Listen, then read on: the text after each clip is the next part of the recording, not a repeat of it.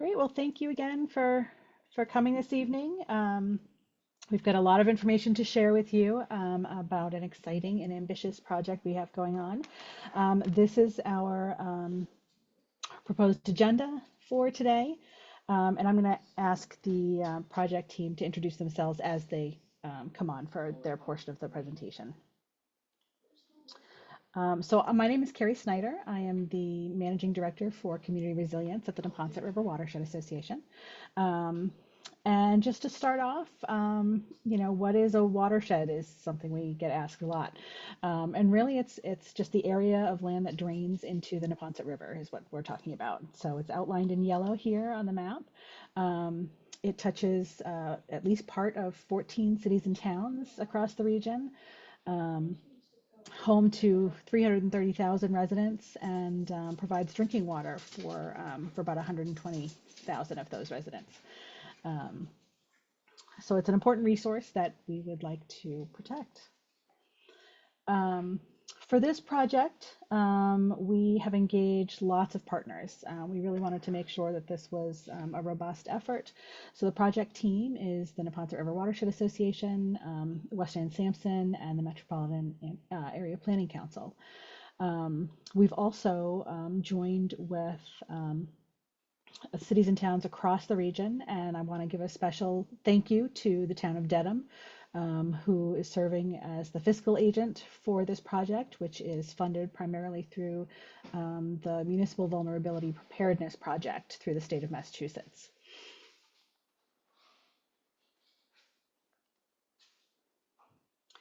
So what are the goals of this project?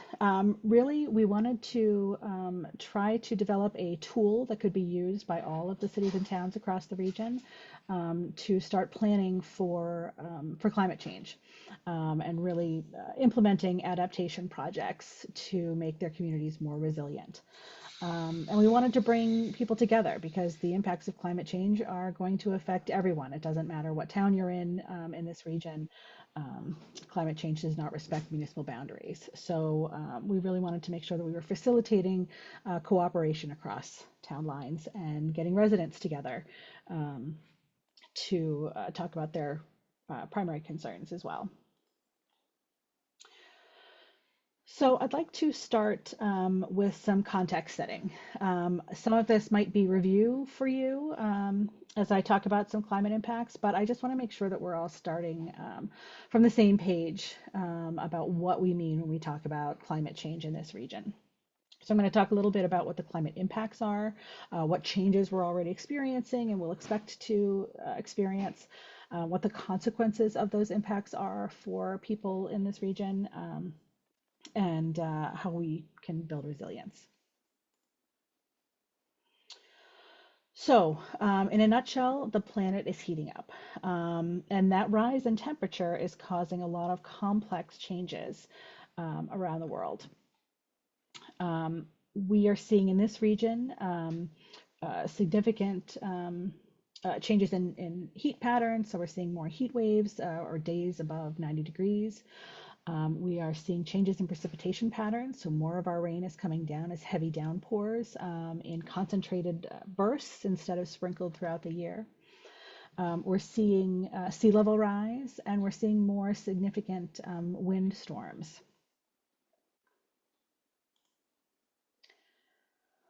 And also to set the context, I just want to make sure that everybody understands that not everybody is affected equally by climate impacts. There are disproportionate impacts, and I want you to keep that in mind as we talk about these. Because if we take heat, for example, local temperatures are going to be higher in a really built area with lots of paved surfaces and few trees, like you see in the image on the right, versus a leafy suburb with lots of green um, and shade, like you see on the left. Additionally, other impacts affect those who not only live in those neighborhoods, but also are less able to get out of the way because of resources, less able to bounce back after disruption or loss of services or resources. There are differences between, urban and suburban, people of color, youth, seniors, those who are disabled.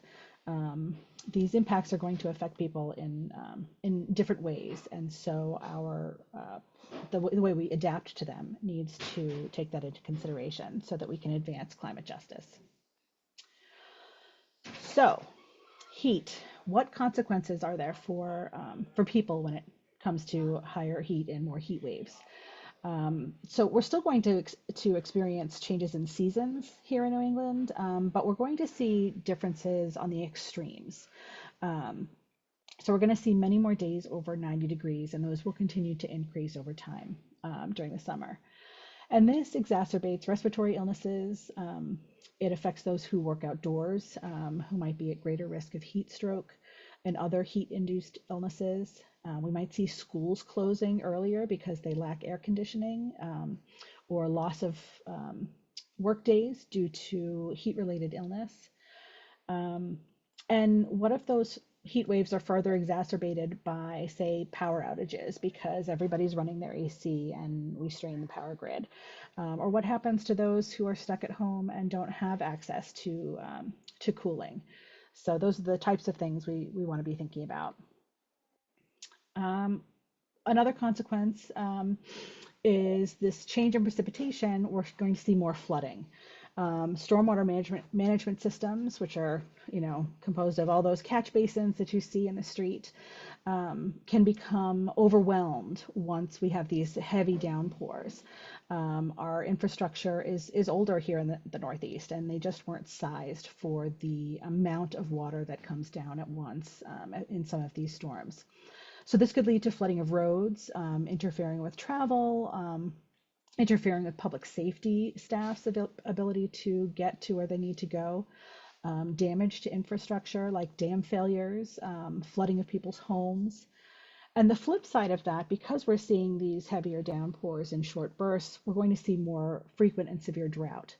Um, so we're not. So this is going to be exacerbated by the heat waves, um, and we need to make sure that we are paying attention to the flip side of that.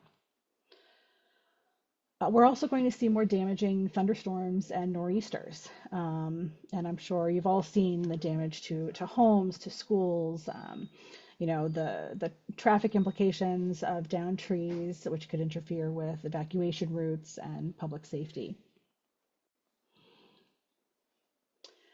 And so far, we've talked about consequences to people, but these climate changes also have consequences for the environment. So heat exacerbates drought and wildfire conditions. The changing seasons could change the way insects or other disease vectors live. Perhaps they live longer, perhaps their season is longer. Precipitation changes. We can see sewer overflows, which you see in the upper right, and that could lead to bacteria getting into drinking water or recreational surface waters. Um, and it can affect wildlife, fish, erosion due to some of these heavy winds. So again, this really has wide-ranging impacts for all of us. And then lastly, I just want to leave you with climate mitigation and adaptation. So I'm sure you've heard both of these words.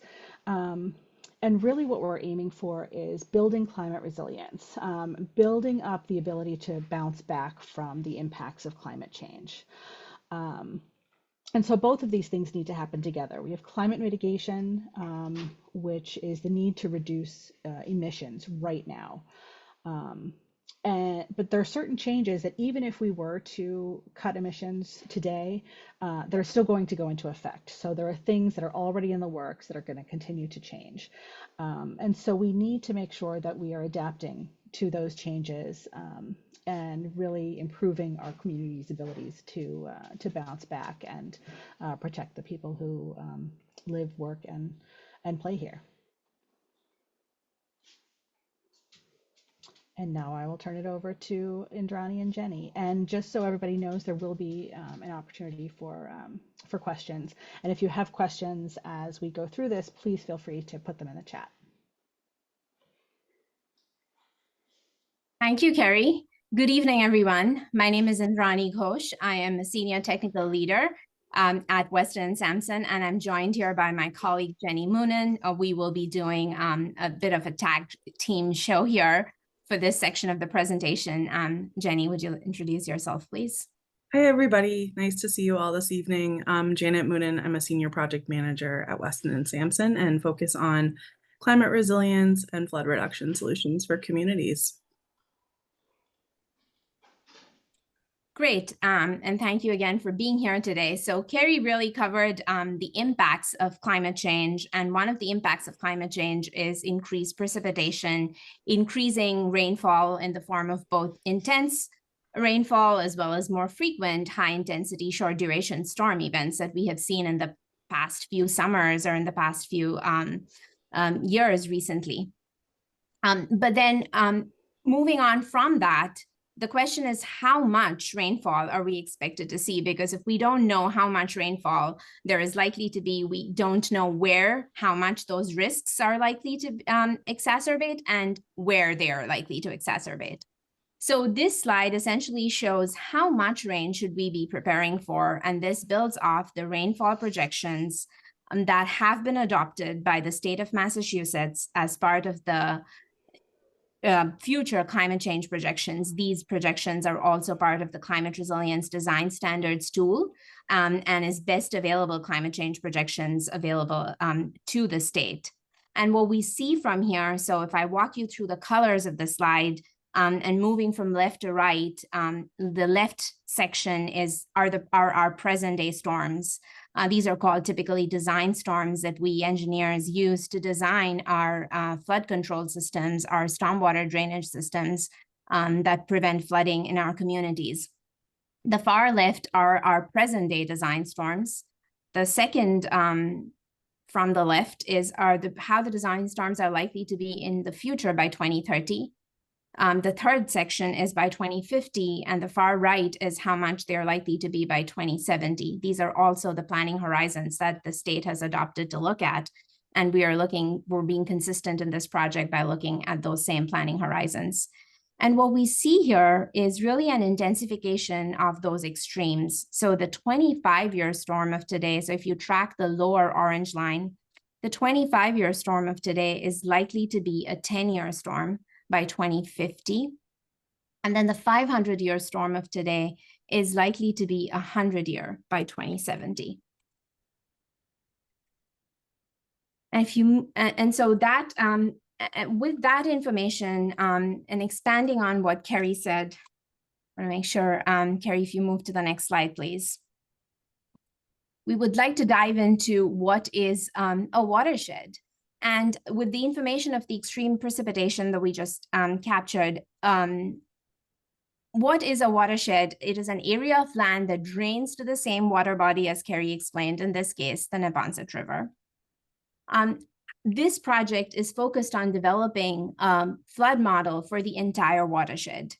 And why we want to touch very briefly on why that is important. Some towns have done their own models. So why do we need to develop a regional one? And I'll get a little bit into what a model is. And water does not respect municipal boundaries. What happens in Stoughton may affect Canton, which may affect Dedham, and which may affect Boston. So it's really important to look at the effects of flooding, the effects of increased precipitation, where flooding will occur, how much additional flooding we will get, how long would it last for. It is really important to look at it holistically through a watershed lens. If we move to the next slide, just diving in, is hydrologic and a hydraulic model. A hydrologic and hydraulic model is a mathematical or a computer simulation of water flows and water storage over time. A model is intended to represent where precipitation goes, how long it hangs around for in the built and our natural environment, and the model can be used to predict a what happens under a variety of rain events.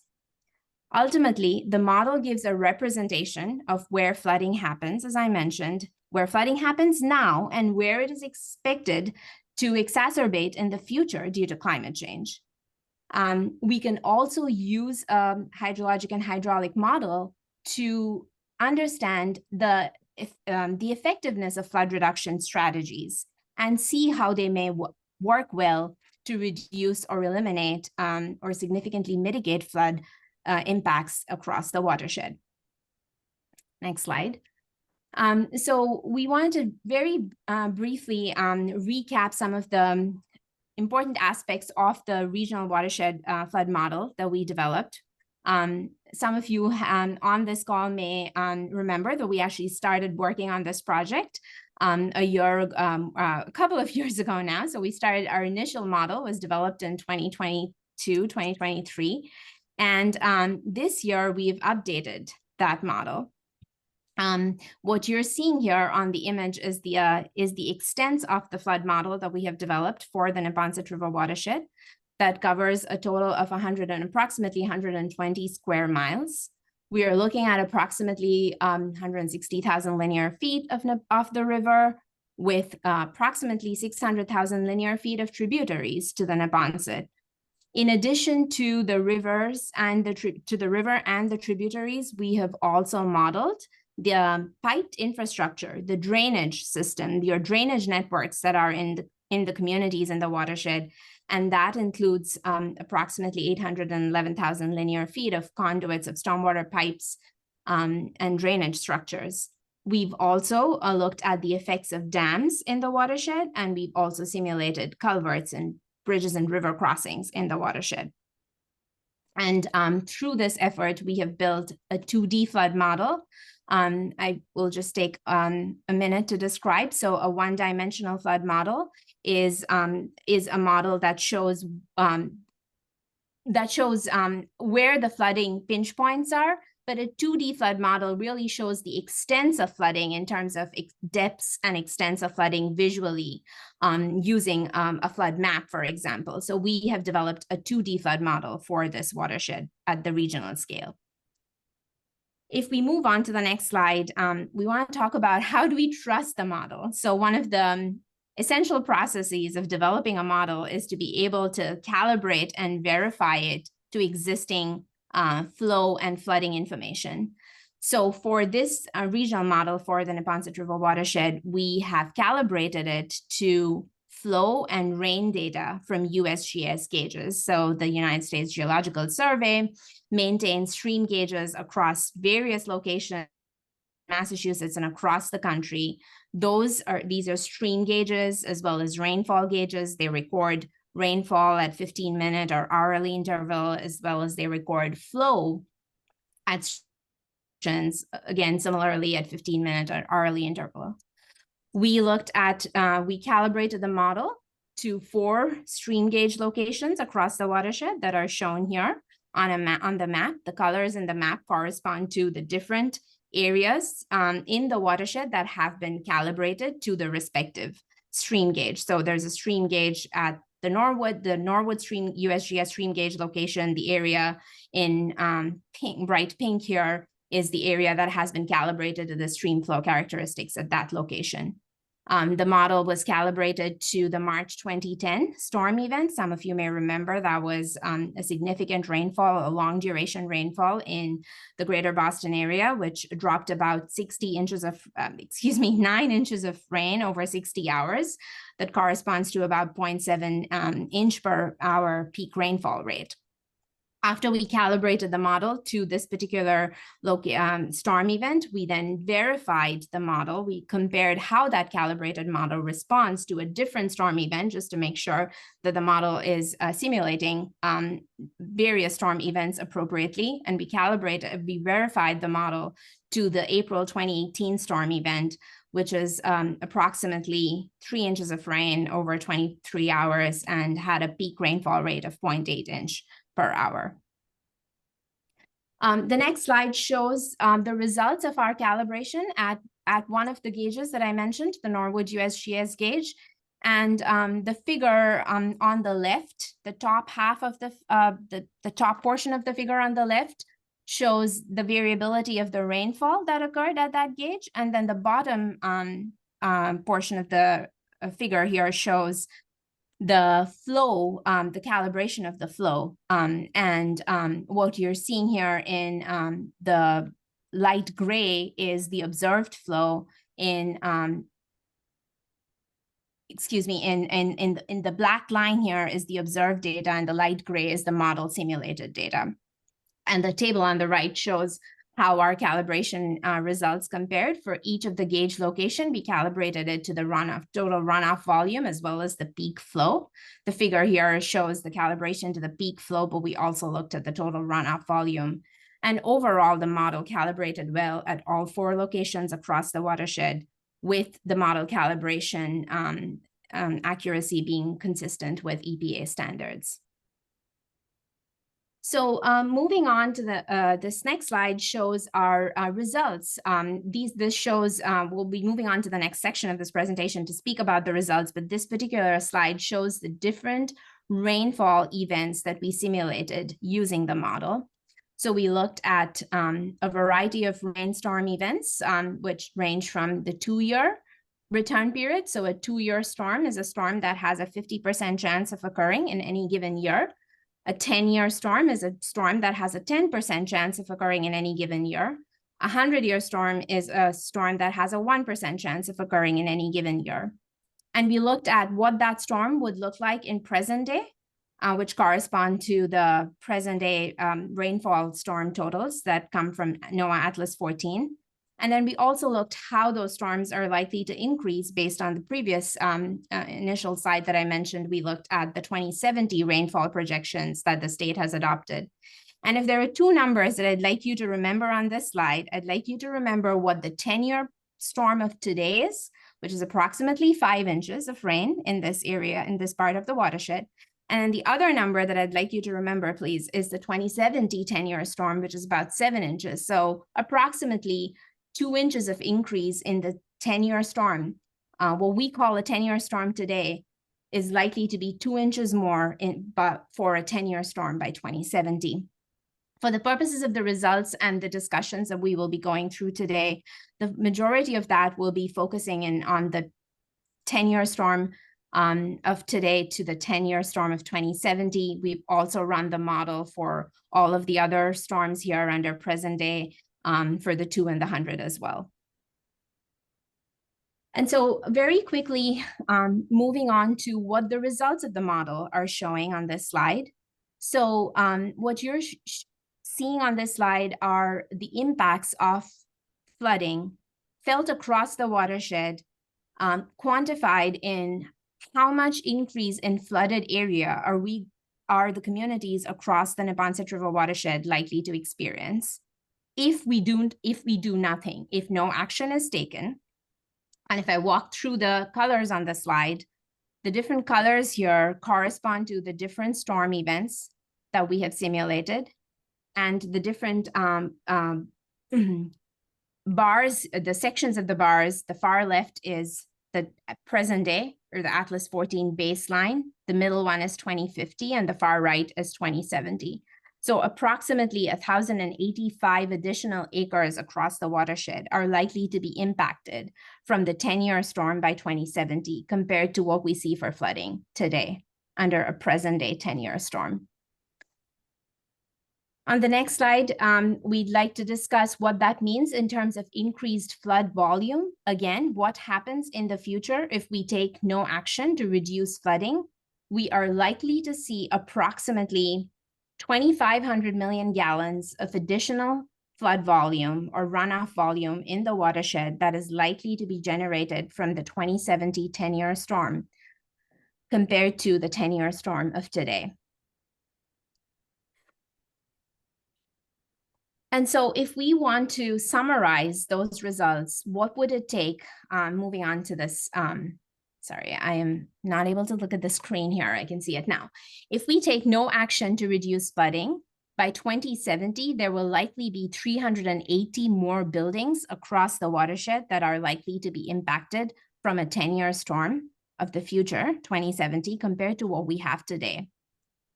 We just saw that that also relates to significant areas of land that are likely to be flooded from that future 2070 10-year storm compared to the 10-year storm of today. Again, with those additional 2 inches of rain, that translates to over close to 1,100 acres of land being flooded. And that also translates to about a 70% increase in flood volume and runoff volume that we're likely to see from a 10-year storm by 2070 compared to what we see today. So that really gets to sort of what the increase in flood risks are. And now Jenny is going to talk about what we can do to reduce flooding across the watershed.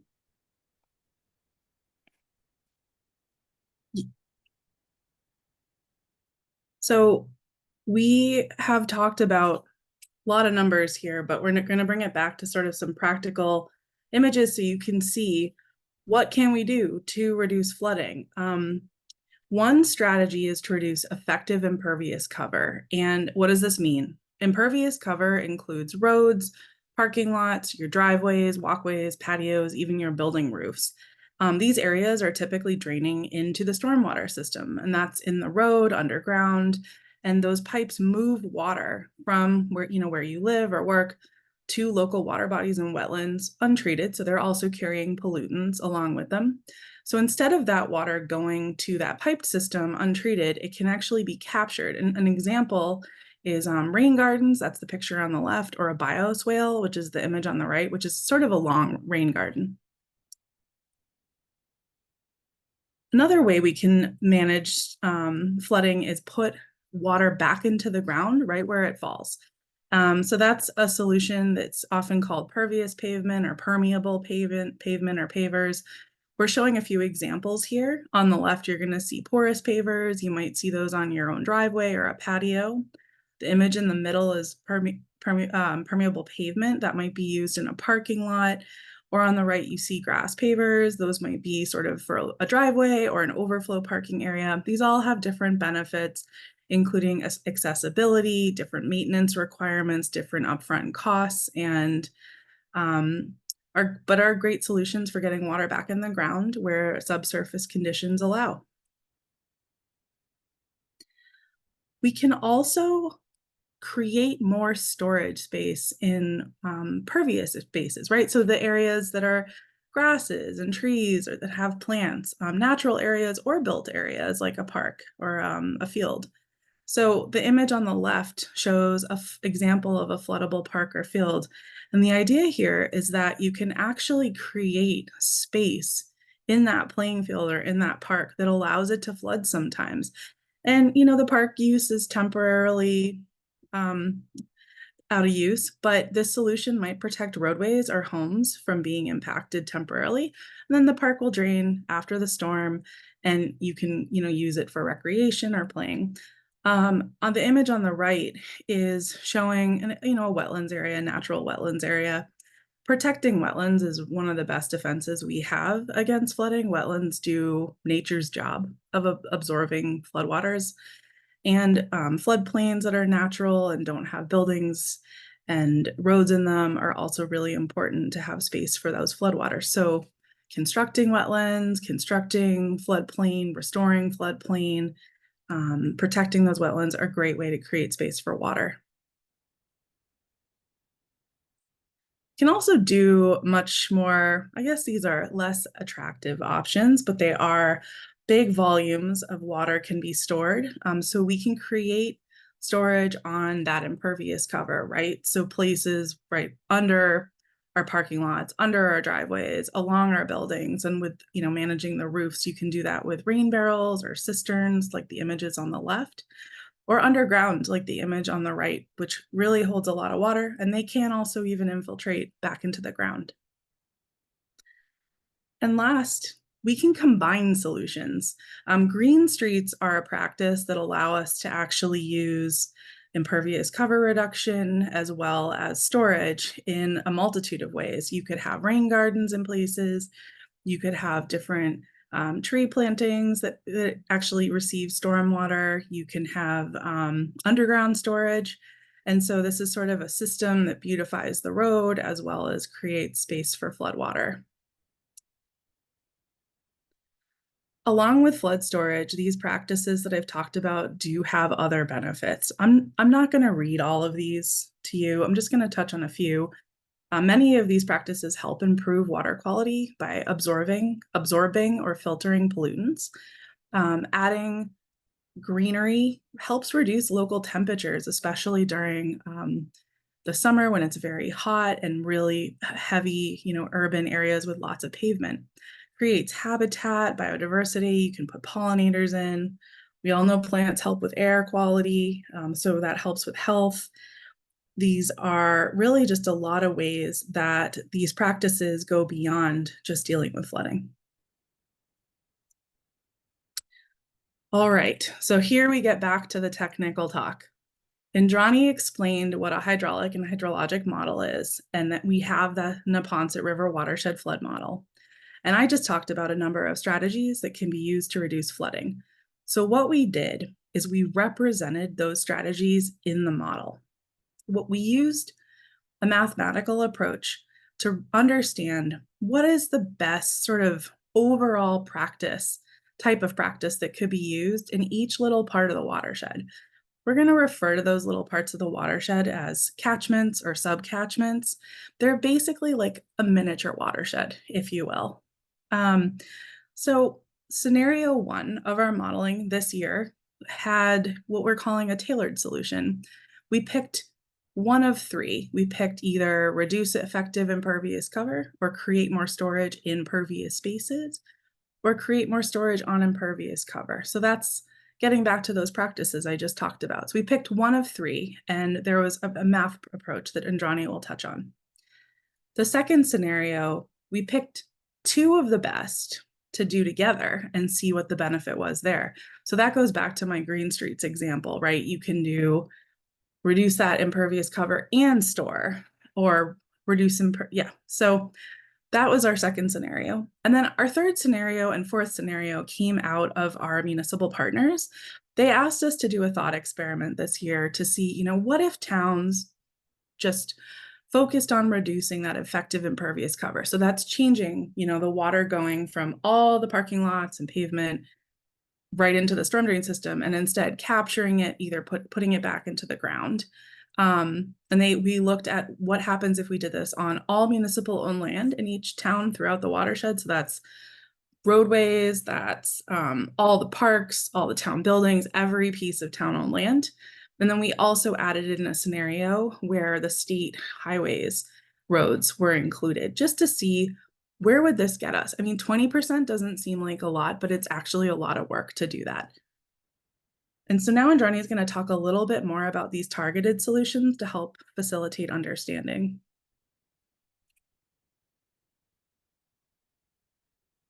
Thanks a lot, Jenny. We move on to the next slide, please. So as Jenny mentioned, we will be talking about the tailored solutions by those miniature watershed areas, or we call the catchment areas in this case. And really the flood model helped us understand that different portions of the watershed behave and respond to rainfall in different ways. In some portions, the peak may come soon, as soon as the storm hits. In some portions of the watershed, there's a lag in when the peak runoff occurs. Some portions respond to high intensity, short duration storms more. Some portions of the watershed are more responsive to longer duration events. Different portions of the watershed also have different runoff volumes, and hence their response to climate change is different. And the flood model that we built for this watershed helped us understand what those differences in responses are, in flood responses are across the watershed. And using that information, we are able to better tailor solutions that will be most effective to mitigate those increases in flooding. So the next slide really talks about how we tailored the solutions by the catchment, because the catchments are unique, as I mentioned.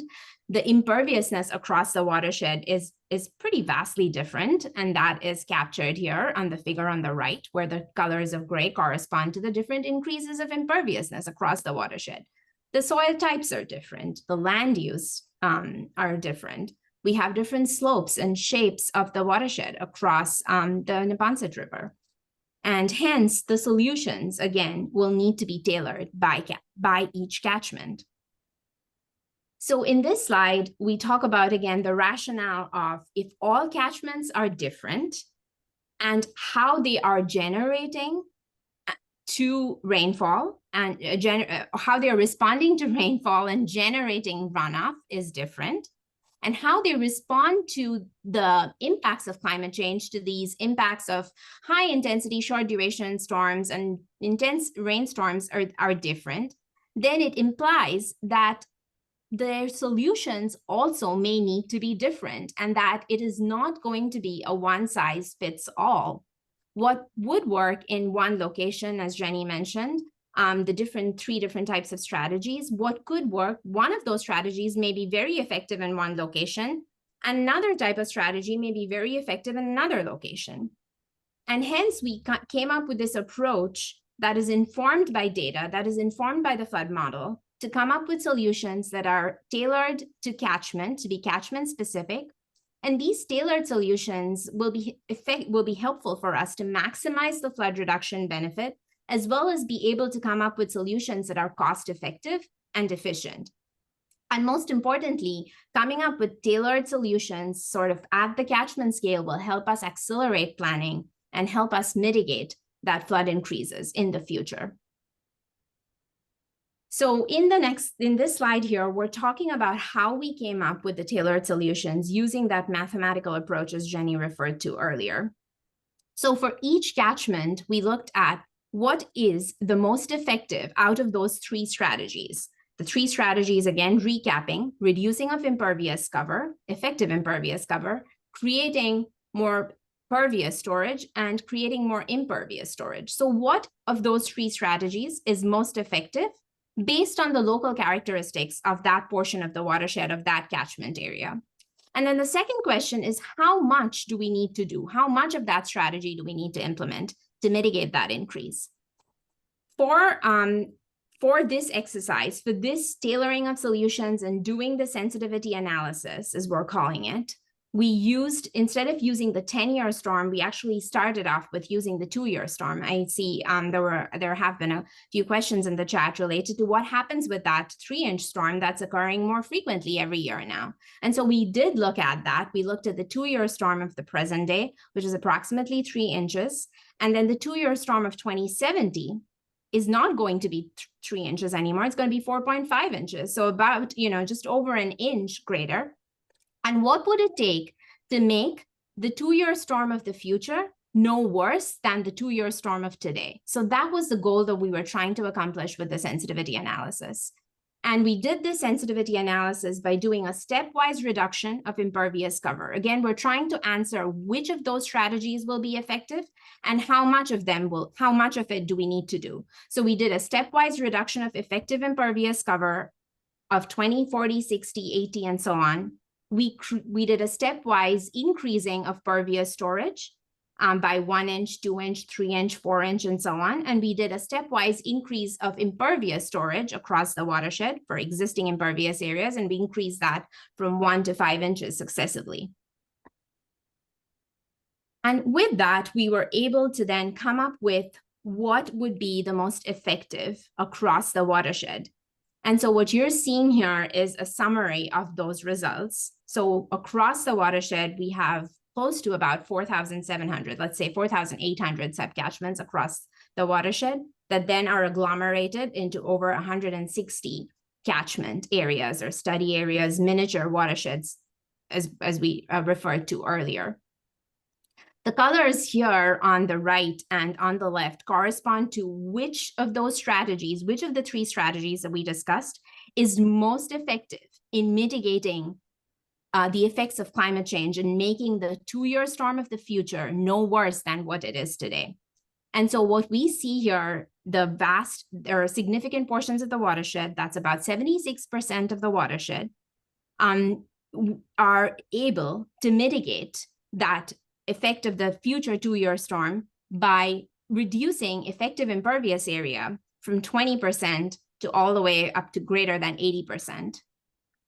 The portions that are shown in light orange here are the portions of the watershed where the best solution is increasing storage underneath existing pervious areas, and that accounts for about 14%. So about 14% of the watershed responds best when we add when we do floodplain reconnection, for example, when we add more storage, floodable parks underneath existing pervious areas. And then about 8% of the watershed responded, the best solution that it responded to was where we increase storage underneath existing impervious area. And again, we need to remember that these solutions are also sort of interrelated to each other. So effective impervious reduction can also be associated with increasing impervious storage underneath our existing impervious area. But this sort of shows what worked where to what extent across the watershed, which of the solutions was most effective where across the watershed. And if the next slide here shows again what we were able to accomplish with the best solution. So Jenny has described the single best solution, which was what was the one best thing that worked across the watershed, across each of the catchment areas among the 3 strategies, and then what were the top 2 solutions that worked best.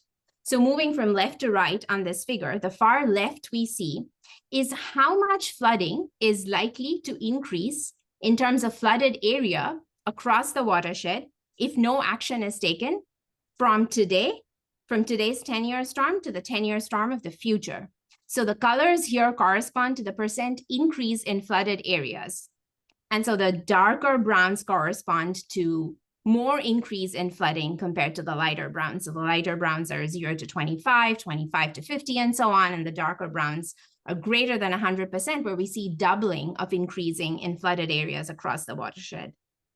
The middle panel here are areas that are likely to be flooded, but when the single best solution has been implemented for them across the watershed, how much flooding do we see decrease?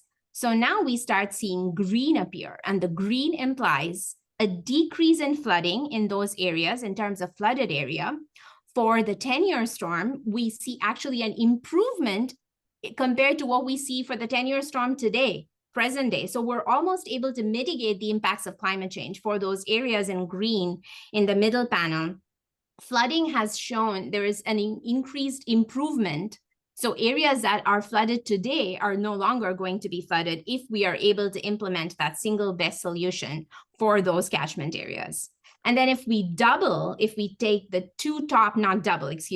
the top 2 solutions for the watershed, that's the far right. For each catchment area in the watershed, that's far right. And then you see more green appear. And those areas are, again, able to mitigate flooding such that in some of those green areas, the flooding that we see present day is also diminished or vastly reduced as a result of implementing those top 2 solutions per catchment area. So really this scenario 2 it proved to be this combination of reducing effective impervious cover and increasing storage underneath impervious cover, which were the top 2 solutions by and large that worked across the watershed. That scenario shows the greatest percent decrease in flooded area compared to no action, and even shows elimination of flooding in some locations compared to present day flooding. And so that is a significant improvement that we could see if those solutions are implemented across the watershed. This next slide talks about what that translates to. So you saw in the previous slide, you saw the spatial variability across the watershed, which is expected, right? The spatial variability in response, and hence the spatial variability in improvement. And then this here, you see how the results can be summarized sort of at the watershed scale. So what this is showing is the far left, the dark blue bar here corresponds to the flood volume or runoff volume that we would see across the watershed for a 2-year storm of today, present day, which is approximately 3 inches of rain as we referred to it. How much more flooding would we see? That is the second bar from the left under the 2-year storm of the future. And how much of that flooding, so is going to be mitigated, the third bar is how much of that flooding is going to be mitigated if we implement the single best solution for each catchment across the watershed. So we're able to mitigate 87% of that increase with applying that single best solution. And then we're able to over mitigate, so 125%. So we're able to make that far right is scenario two best options implemented across the watershed. And we're able to actually make the 2-year storm of 2070 better than the 2-year storm of today.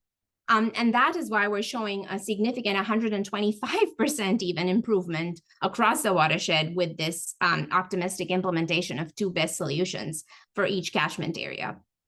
The next slide then shows sort of what happens for a 10-year storm. And we start to see the rate of diminishing returns, right? The bigger the storms are, the lesser you see in terms of benefits. But again, similarly, left to right, the first one is the 10-year storm of today. How much it increases is the second one. How much we're able to mitigate, 52% by implementing a single best solution. And approximately 70% if we are able to implement two best solutions across the watershed. So what was 125% drops to 70%, but we're still making significant improvements for the 10-year storm as well, which, as you remember, is more than 2 inches of rain compared to the 10-year of today. And then the other two solutions that Jenny had discussed earlier are implementing at 20% level of implementation, looking at where we can find municipal parcels as well as municipal public right-of-way. And then the far right one is when we're looking at municipal parcels, municipal right-of-way, as well as state right-of-way. And really, we're seeing that those scenarios 3 and 4, the farthest right to one, farthest right bars there are showing less increase, but really they're also implemented. They're not easy to implement. They're also implemented at 20% only effective reduction of impervious cover. So we could get greater reductions if we have higher levels of implementation in those municipal parcels and state right-of-way. And then also we need to remember that those scenarios implementing a reduction of impervious cover in municipal land and state right-of-way as municipal right-of-way really add up to it helping us achieve scenarios 1 and 2, which show significant improvements in this case. And then with that, Jenny is going to talk a little bit about the results in terms of buildings impacted. Yeah, we feel like buildings help people put this in their minds about how many homes or businesses or even critical facilities like police, fire, water and wastewater infrastructure, supermarkets, etc., might be impacted. So when we're talking about scenario 2, which Indrani just covered, is our one of our best options for flood mitigation. By the year 2070, during the 10-year, 24-hour storm, with taking no action, there's over 5,500 buildings impacted by flooding. And by implementing this scenario 2, we can actually reduce that by a little over 200 buildings, which is, a reduction here. And next year, we're actually going to be taking a harder look at these numbers and understanding what are those buildings, how many of those are residences, where are the critical facilities, and really get into the data in more detail. So for those of you that join us at next year's public meetings, you'll hear more about this. We also, next slide, please, considered those who have been disproportionately affected by various environmental impacts. Sorry, there's some background noise.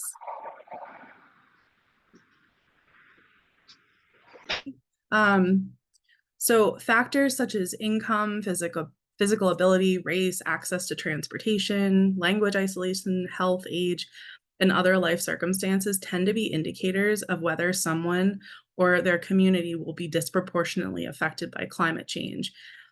There's existing inequities in access to resources, information, or opportunities. Those create vulnerabilities, and then those are magnify the harm from climate change hazards. Racial and economic inequality and accessibility barriers are often the root of these vulnerabilities. So environmental justice, or EJ block groups, are basically the US Census mapping that shows where these communities are located. In Massachusetts, an environmental justice population is a neighborhood where one or more of the following criteria are true. They might be a specific geographic area that have race, income, or certain languages spoken. So we looked at how many buildings in these EJ block groups were impacted, and maybe the flooding may be reduced by implementing scenario 2. So you can see at the total there, the total buildings impacted in these EJ block areas are just under 3,500. And the scenario 2 was able to reduce it by almost 100, impacts by almost 100 buildings. And we have gotten to the end of our very technical modeling discussion with all of you, and we're looking forward to taking questions. Just wanted to cover a few key takeaways. Flooding is predicted to worsen in the future. In this watershed, flooding is predicted to increase by 9 to 24% by the year 2070. Where and when it floods depends on where you live in the watershed. There are things we can do now and in the future to reduce flooding. The aggressive measures that can be taken on as a region have the potential to reduce future flooded area by 18 to 64%. Significant flood reduction will require changes to be made across all communities. And like Andrania was saying, the effectiveness of strategies varies significantly by town and by subcatchment and catchment. Communities, municipal and state projects play an important role in completing aggressive solutions, and private property projects are also critical. Communities can use this flood model to explore neighborhood-specific concerns and solutions, and communities can use the model to assess flood risks and impacts at the regional scale. So with that, I think we are going to take questions. We have a number in the chat that we need to go back to, Andrani. So let's get up to the top. Yeah. Sure. There are some questions that may not necessarily be for us, but Ian, if that's all right, I'm gonna read them in order. Sure, yeah. Or if you'd like us to shout them out, we could do that too. Why either way. don't you shout them out, Ian? That would be great. Okay. Is the Pine Tree Brook Dam big enough, given the new rainfall predictions? Is its retaining area still big enough? This is one of the few intentionally designed flood control dams at the headwaters of Pine Tree Brook. And you may or may not know enough about this specific site to feel like you can answer this question, but yeah, I think that's a good way to say it. We'd have to really dig into the flood model and the information about the dam. I certainly can't speak to this offhand. One thing I would just add is that this dam is a good example of what you were referring to as pervious storage. So it's sort of a wetland that's been enhanced so it can hold back extra water. And one option for Pine Tree Brook would be trying to make that that retaining structure bigger. Great way to explain it, Ian. Another question is, does new construction create conditions that can lead to more flooding? Does adding more impermeable surfaces, such as parking lots, artificial turf fields, roads, and buildings, cause areas to be more prone to flooding? Yeah, so I can start here, and I see your response here, Ian, as well, and that is a great question. So yes, if new development or new construction results in increased impervious area, that can lead to an increase in flood risk. However, we also need to remember that sometimes new construction or new development or redevelopment also poses an opportunity to mitigate flooding by doing the right thing. So if we're able to offset, if the new development or the redevelopment project is able to offset the increase in impervious area by creating more by creating more impervious by creating storage opportunities underneath existing impervious or pervious areas, that may lead to that could potentially lead to a reduction in flood risk. So yes, there may be an increase in flood risk as a result of more impervious surfaces and more construction or new development, but that can be mitigated by offsetting it with appropriate reductions of impervious area elsewhere in the watershed, or can be offset by increasing storage underneath impervious and pervious locations. Jenny, anything to add there? I just wanted to add, the requirements vary from community to community on how much a project, whether it's a road or a development or redevelopment, parking lot, has to manage. But the state does have baseline standards as well that they are in the process of updating. So this is great question, complicated answer, and it varies significantly from town to town. I just add one editorial comment from the Environmental Advocate that the current standards probably aren't as strong as we would like them to be in looking ahead to some of the scenarios we're talking about modeling here. The next question is, are there statistics available for maximum rains per projected storm? The given histograms suggest averages. For disaster and capacity planning, extreme values can be more informative. Yep, that is a great comment. And what we have included in the presentation today refers to some of those extreme values. So the 24-hour storm, which is typically a storm that is used for designing. So a total rainfall that occurs over a period of 24 hours, that is called a 24-hour design storm. These storms are defined that are used again as the basis of design for our stormwater conveyance systems, for our drainage infrastructure. What we presented today are focused on those 24-hour storms. However, there are statistics that are available that look at more extreme storms, such as the 2-hour storms, the 6-hour storms. We talked a lot about the high intensity short duration, the flashy storms that we see in the summer months in June and July. Those statistics are available. The full suite of intensity duration frequency, IDF, precipitation projections have been updated by Cornell University.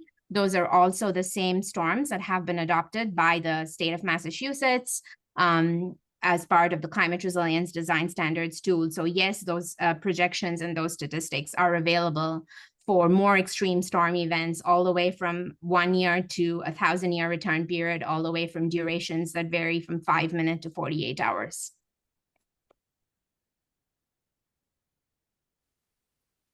There's a whole series of questions here about how many inches of rain equal what size storm that I don't think we'll go through, but just pointing out that this presentation at the beginning had a very nice slide indicating storm sizes, sort of both historically, soon, and in the distant future.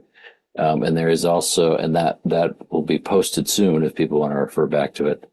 And there is also a more technical version of this that was presented to cities and towns a few days ago that has even more dense information there. So, Ian, I think we've gotten you muted, unfortunately. Yep. Another question is, has FEMA done these types of projections? It seems that their flood maps are out of date. That is a pertinent and relevant comment. FEMA typically looks at flooding from past storm events or flooding from the present day storm events. The current FEMA maps that we see do not capture also the flooding from piped infrastructure. And also in some portions of the watershed where sea level rise is relevant, FEMA flood maps do not capture the effects of that as well. So the projections are not necessarily available through FEMA flood mapping. FEMA is primarily based on looking at historic data as well as present day data, and is primarily related to riverine flooding and overbank flooding, but does not factor in the effects of piped infrastructure and drainage infrastructure flood impacts. Great. Another question, which is sort of a comment, but maybe you want to react to it is, as we have had several 2-year storms in the past 12 months, it may be that these models are already out of date, just as ocean and air temperatures are rising faster than predicted. Do you want to comment on sort of some of the uncertainty in these rainfall forecasts? Yeah, absolutely. Also, another great question. The rainfall projections summary slide that Ian referred to, that was at the beginning of the modeling discussion, reflects the different projections for the different future planning horizons. Those projections are also associated with average warming of our water bodies, as well as average warming of air temperature. So those are warming scenarios that the state has adopted. For example, a 3-degree warming scenario by 2050 is what the state has adopted.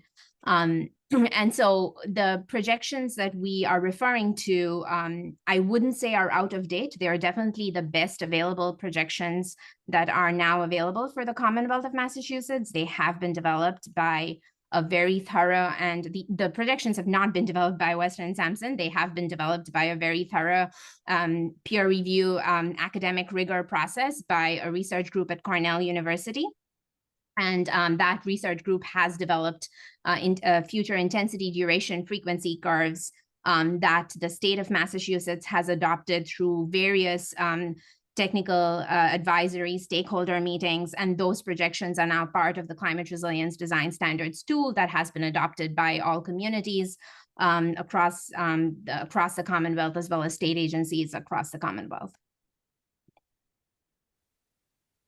All right, we're almost at the end of question time here, but maybe one last one that I thought was a good question.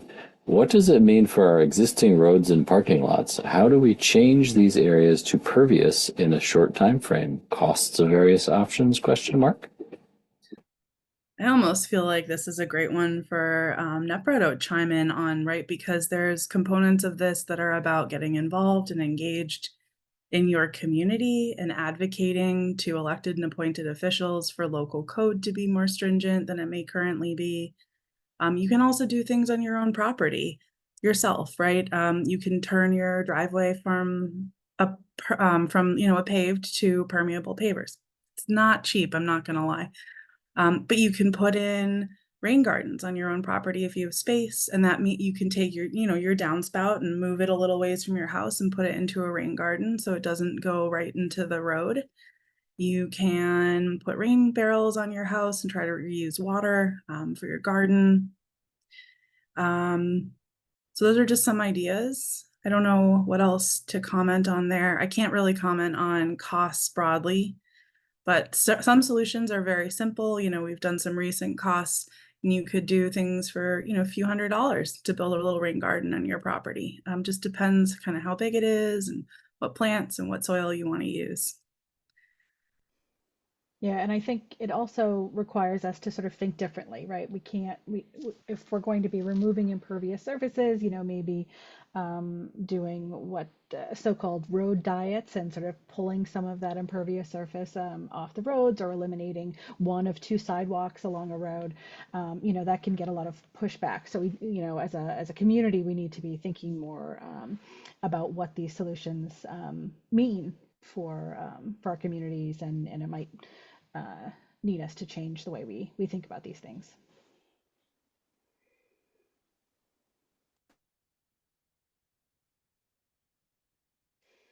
Are there any other questions? Final thoughts. I think we want to get to our model viewer. There was one more in the chat that could be a very long discussion, but I'm wondering if Jenny and Drenny could try to give the short version, which is, how confident are you about the accuracy of the data used? What uncertainty is there in the results? Yep. So we did talk a little bit about how the model was developed. We developed the model based on existing ground elevation data, best available ground elevation data that was available, best available bathymetry data, what was available for drainage infrastructure. We got that information from you all, from the communities provided their drainage infrastructure information that is related to pipes and conduits, manholes, catch basins. We also got the information from the communities as well as DCR on where the dams are, how the dams work, how the reservoirs are simulated. We have information. We actually did a field data collection to get inverts and dimensions of culverts and crossings. So there has been certainly a lot of field data as well as best available data available through GIS, through your communities, through as-built record drawings that have gone in to develop the model. We also explained how the model has been calibrated to observed stream gauge locations, and that those results do show that we are simulating, the model is effective in simulating watershed response in terms of run peak flows and runoff volumes effectively at those locations, at various locations across the watershed. So yes, there are certainly uncertainties associated with that, but in terms of how well our model has represented observed data, I think we are getting into the realm of acceptable accuracy as it relates to model calibration and validation, and those standards are accepted by EPA. So there is, we do stand by in terms of what we're seeing overall at the watershed and at the catchment scale. Now, when it gets down to your specific home, your specific property, and your parcel, there are more uncertainties associated with that very specific local level, and more detailed site-specific models need to be developed to better capture those results more accurately. But at the watershed and the catchment scale, in terms of responding to observed data, I think our model is doing reasonably accurate. All right, and with that, I think we're a little behind schedule. Carrie, do you agree we should go ahead and push ahead to the next piece? I do indeed.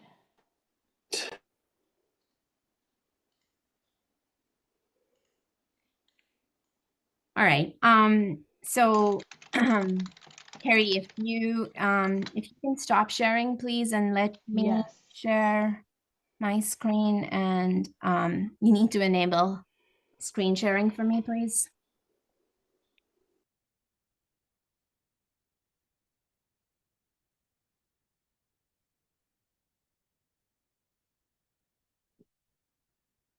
Should be working now. All right, great.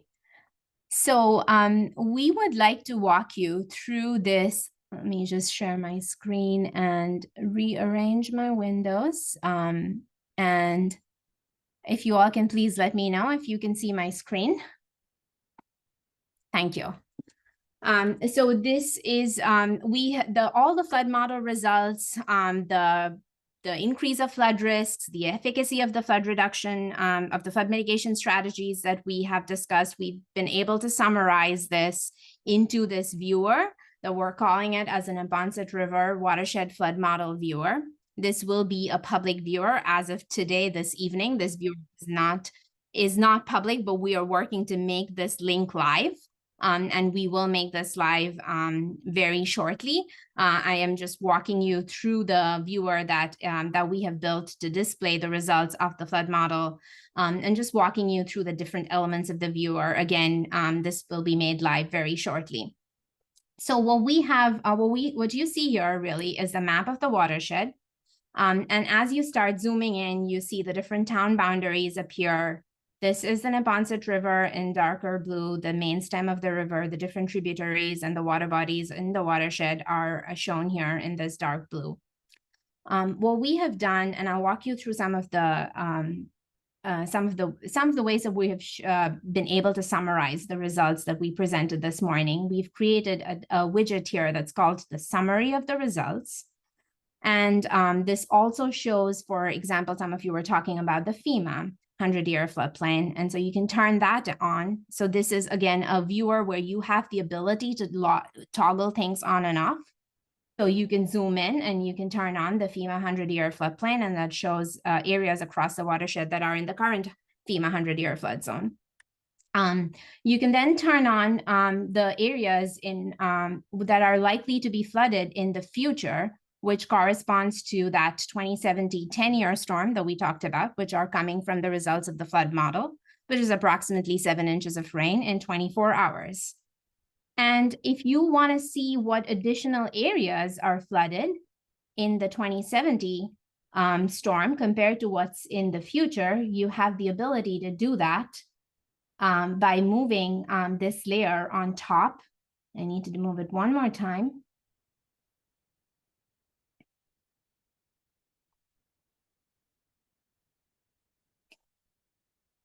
And so if you toggle layers up on like this, if you move the FEMA 100-year on top of the 2070 10-year as an example, you're able to see additional areas of the watershed in red that are now flooded, that will be flooded in the future, that are not flooded under the current FEMA 100-year floodplain.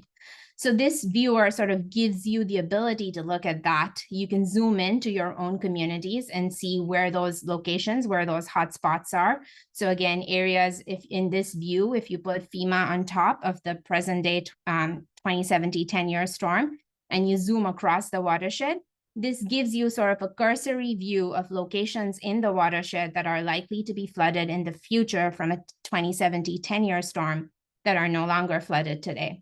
And you also have the ability to do that for your the different flood mitigation scenarios that we've looked at.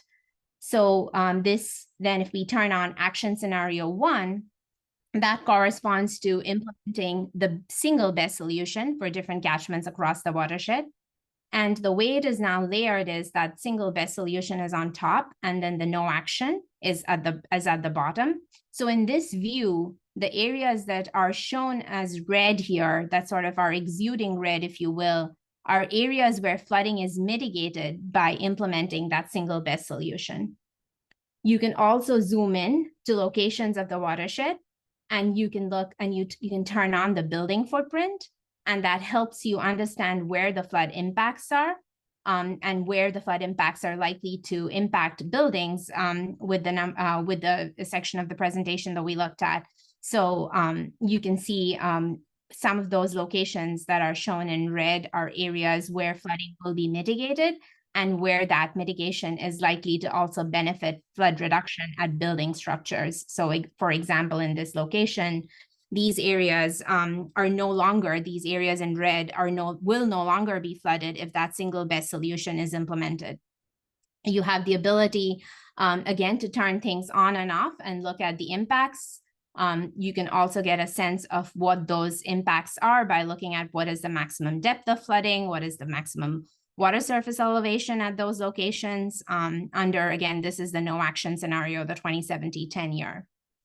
And then if you turn on the top two solutions, the two best solutions implemented across various locations of the watershed, you can do a similar check. You can pan around the watershed and see where that top two solutions implemented are most effective.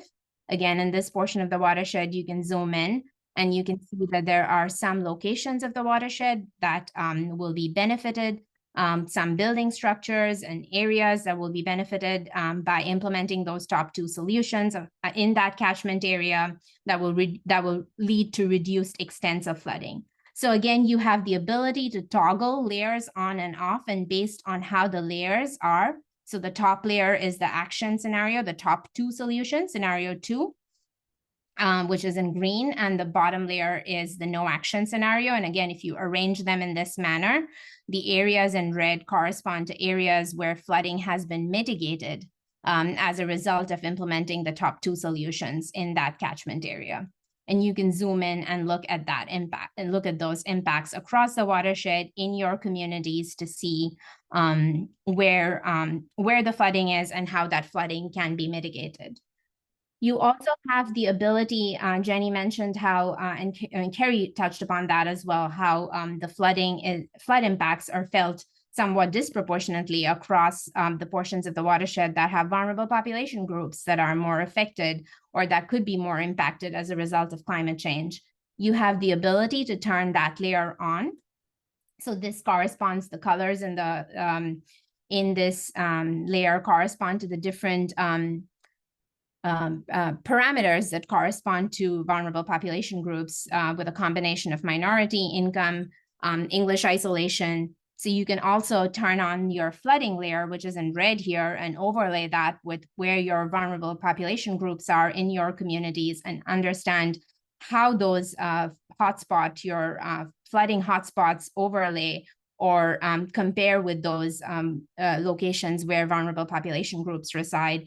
And you can sort of help identify where you need to prioritize your flood mitigation efforts and flood mitigation solutions. So again, you have the ability to do this live by yourself on the viewer, and you have the ability to toggle layers on and off. So that is the summary results viewer that we have created. In addition to that, we have created, and of course, I want to mention that this is the legend. If you have the legend turned on, you'll always be able to see what layers you're turning on and off. There are 3 widgets here. There are some base layers that refer to what has been included in the model. What are the streams and ponds? Where are the boundaries? What dams have been simulated that correspond to these locations? Those have been included in the model. Where the model conduits are, where the model subbasins are. We've named the subbasins as well as we show the town boundaries. So these are some of the base layers. The next widget here, I close the base layer. The next widget here in the middle center here are the flooded areas. This is information that has led to the development of the flood model. These are all input that we have received from public input, from stakeholder input related to where flooding locations are, observed flood hazard areas that have been compiled by our project partner, MAPC. All of that is in this widget here. In addition to that, we also have the FEMA flood hazard layers, as I mentioned, that was included and also is referenced in this widget here. And then for portions of the watershed that have the impacts of coastal flooding, that information is also available through the viewer. So the portions of the watershed, of the lower watershed that are impacted from sea level rise and storm surge, those results are available from the Massachusetts Coast Flood Risk Model and have been provided here for reference for 2030 and 2070. So you can toggle those layers on and off as well. So that is that's the middle widget here. And then the widget on the far right are really the solutions and the results that we presented today. So this first block here shows which portions of the watershed or catchments responded to what as the best solution. So as you can see, and you may remember this from the presentation a few minutes ago, that vast portions of the watershed responded effectively to reduction of impervious cover. So this color, this purple color here corresponds to portions of the watershed by catchment area, which were most effective in terms of impervious area reduction. And those areas, we were able to mitigate the 2-year storm of the future to be no worse than the 2-year storm of today. The areas in green correspond to areas that were most effective by increase of storage underneath impervious area. The areas in orange correspond to areas where storage underneath pervious area was proved to be most effective. And this color in gray corresponds to locations where no single best solution was effective in mitigating flood risk, but where combinations of solutions needed to be implemented. We also have a similar one created for the next best solution. So that shows the areas that had the most impervious reduction as the best solution, has the increase of storage underneath impervious area as the next best solution.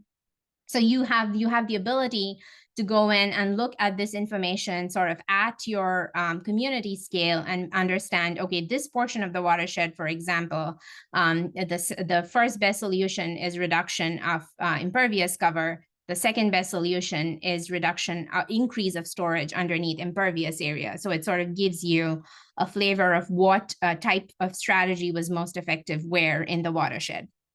The next segment here refers to the different storm scenarios that we looked at. This is the 2-year 24-hour storm. We look at the no action of 2-year storm of the 2070, which is approximately 4.5 inches. Again, A reminder, the 2-year storm of today is 3.3. The 2-year storm of 2070 is approximately 4.5. So approximately an inch more of flooding. And this, you can turn this layer on. You can zoom into any location in the watershed in your community to better understand where the flooding is. And these blues correspond to the different depths of flooding above ground, and the various shades of blue correspond to those different depths of flooding. So you can do that with any of these flood layers. And then we have the different scenarios that we refer to, the best solution for the 2-year storm, and the second best solution, the top 2 solutions implemented for the 2-year storm. We have also presented this information for the 10-year storm, and then we have summarized that by showing, and let me just turn off a layer just so it's helpful to see the results. That was the FEMA 100-year layer was on. So we have presented this viewer to help you to help look at the results, summarized also at the sub-basin or the catchment scale, as we referred to in our presentation. So if I turn on the layer that shows what is the percent increase in inundated area, you may remember from the presentation that these colors correspond to these colors of in various shades of brown correspond to where the greatest increase in flood extents in inundated area have experienced across the watershed.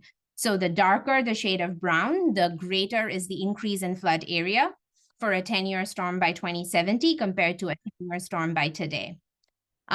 If you then turn on the top 2, the best solution that we looked at this evening, which is the top 2 solutions implemented, the top 2 best solutions for each catchment area implemented, which is scenario 2, and you look at the same information in terms of increase in flood area, you now start to see that the colors in green appear, which imply that we're now seeing a significant improvement in flood extents compared to what we see under the 10-year storm today, present day. And you have the ability to look at it sort of on a case-by-case basis. So here you see that for this portion of the watershed, in this portion of Sharon, for example, there is likely to be, and again, this is just an example for this purpose of discussion, there is a 14% increase for the 2070 10-year storm. And if we implement the top 2 solutions in this catchment area, for that same 2070 10-year storm, we see about a 10% increase, which means that we've been able to mitigate about 4% of that increase in flooded area by selecting the top 2 solutions across that watershed.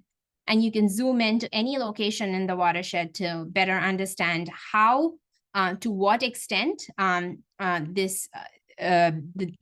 choice of 2 best solutions can be effective in mitigating that future flood risk. Again, so an example here, there's about a 26% increase in flood area from the future 10-year storm. And then by implementing the top 2 solutions, that increase goes down to about 6%. So that's about approximately a 20% decrease in flood area at that catchment if we are able to implement the top 2, the top 2 solutions again for that catchment area. So you have the ability to sort of zoom in to any location across the watershed and look at the efficacy of the solutions that we've discussed today and how different the solutions are across the watershed. And Johnny, that's great. I think we have to let people play with this on their own time and move on to wrap up because we're right about at the end here. Absolutely. So I will stop sharing. And Carrie, this link will be provided live as well. It's the live link is not available now exactly to share the chat, but we can certainly provide that after the meeting. Okay. Oh, that's not what I wanted to do. There we go. Okay, so now I'm going to introduce Karen Gross-Horan from NEPRA. Thanks, Carrie. Hi, Karen Gross-Horan, and I am the Community Engagement Strategist at NEPRA, and am fairly new here, but not at all new to the Neponset. I've lived near the Neponset for just about all the time I've lived in Massachusetts, which is the greater part of my life. So the Neponset is very special to me, and climate justice and justice for communities is, truly at the heart of the work that I do. So it just was a natural match for me to come to NEPRA. I started as a community advisor group member, and we've been underway with, I think, 3 meetings where I've learned so much in this, how to build resilient climate strategies, and just hearing from the other towns and what everybody's concerned about, and how the more we learn and the more we advocate within our communities, the better we all are in the long run. The other collaborative strategy is the municipal climate group that comes together and brings the employees of the towns in our watershed together to really talk strategy. What have you been doing? What's working? Knowing that what happens upstream truly impacts what is happening downstream. So we have to work across these boundaries. And as Carrie had mentioned, floods no bounds and no town lines. It all impacts one another, which is why this watershed perspective is so critical to the work we do. So we invite you to enjoying with us in that community advisory group. We do still have some space and some communities that we would like to see better representation from. So we encourage you to stay involved, sign up for the project email list, so that will give you the ongoing work that is underway and opportunities to come together and meet. Our community advisory group meetings are on our website, so please check those out, see what has happened thus far. You can learn so much. Let us know if you are interested. As I said, several communities we are still looking to include. And join your neighbors, attend meetings, town commissioners and boards, and volunteer. We have all kinds of opportunities such as that, and also fill out our survey. We're looking to know how we can be better involved with you all, and how we can communicate this information back to town level, so that you as neighbors can come together and really look at what are those buildings that are in danger, and how do we move forward to really be a resilient Neponset. We look forward to being in more contact with you. And I think at this point we will take on some more questions. Thank you for being Thank you with so us. much. Thanks, Karen. Yeah, so that is our presentation today. As you've mentioned, the presentation itself, the recording, as well as the slides, will be available shortly after this meeting. We will also follow up via email to everybody who participated today. Please feel free to send in your questions. Again, if you visit this website, you'll have contact information, but we really appreciate you spending some time with us tonight.